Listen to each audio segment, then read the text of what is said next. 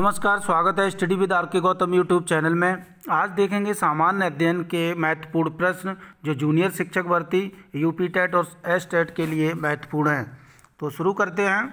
पहला प्रश्न है, भगवान बुद्ध को ज्ञान की प्राप्ति कहाँ हुई थी? तो ये भगवान बुद्ध को ज्ञान की प्राप्ति बोध गया में हुई थी। अगला प्रश्न है, आर्य समाज की स्थापना किसने की? तो आर्य समाज की स्थापना स्वामी दयानंद सरस्वती ने की थी। अगला प्रश्न है, पंजाबी भाषा की लिपि कौन सी है?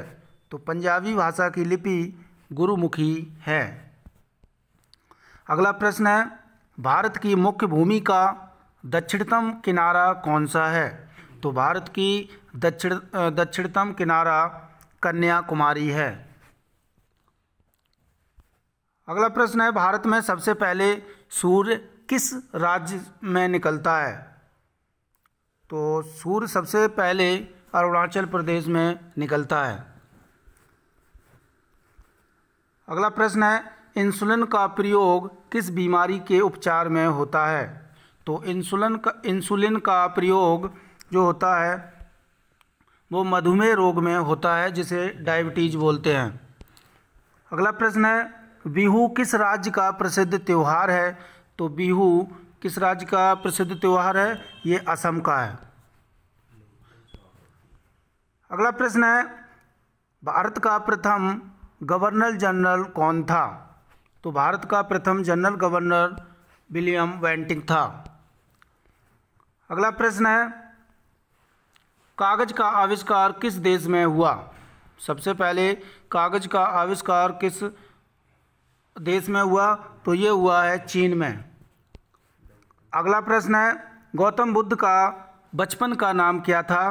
तो गौतम बुद्ध के बचपन का नाम सिद्धार्थ था। अगला प्रश्न है, रतौंधी किस विटामिन की कमी से होती है?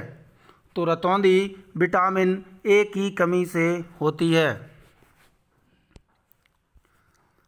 अगला प्रश्न है, पोंगल किस राज्य का त्यौहार है? तो पोंगल जो है वो तमिलनाडु का त्योहार है। अगला प्रश्न है, गिद्दा और भांगड़ा किस राज्य के लोक नृत्य हैं? तो गिद्दा और भांगड़ा पंजाब का लोक नृत्य है। अगला प्रश्न है, टेलीविज़न का आविष्कार किसने किया था? तो टेलीविज़न का आविष्कार जॉन लॉगी बियर्ड ने किया था। अगला प्रश्न है, भारत की पहली महिला शासिका कौन थी?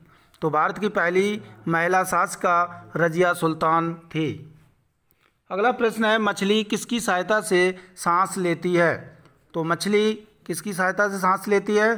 तो ये लेती है गलफड़ों द्वारा। अगला प्रश्न है, इंकलाब जिंदाबाद का नारा किसने दिया था? तो इंकलाब जिंदाबाद का नारा भगत सिंह ने दिया था। अगला प्रश्न है, जलियांवाला बाग हत्याकांड कब और कहाँ हुआ था?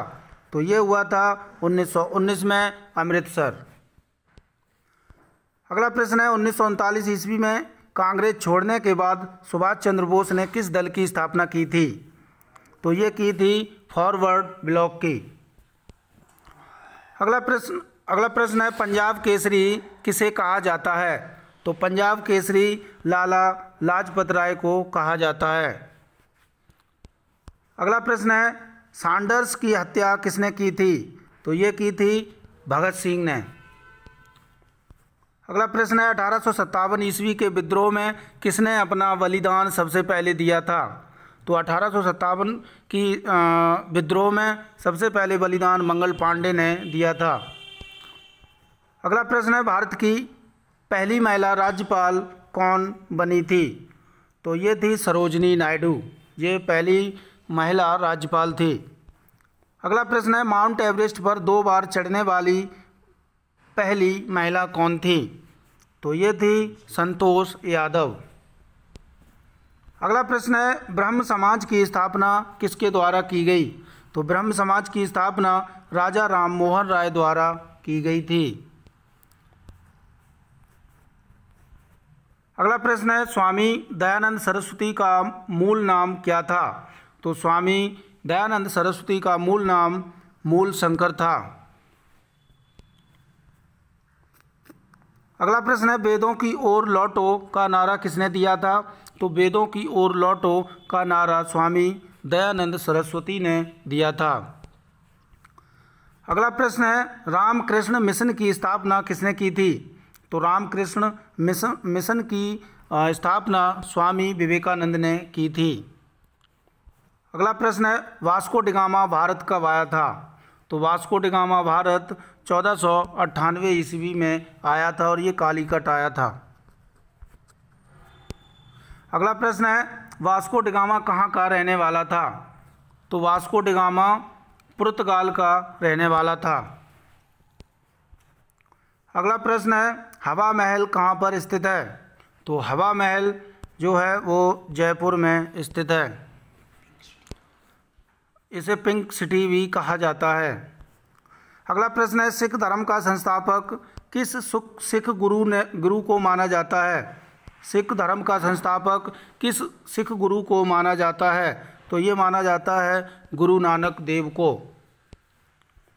अगला प्रश्न है सिखों का प्रमुख त्यौहार कौन सा है?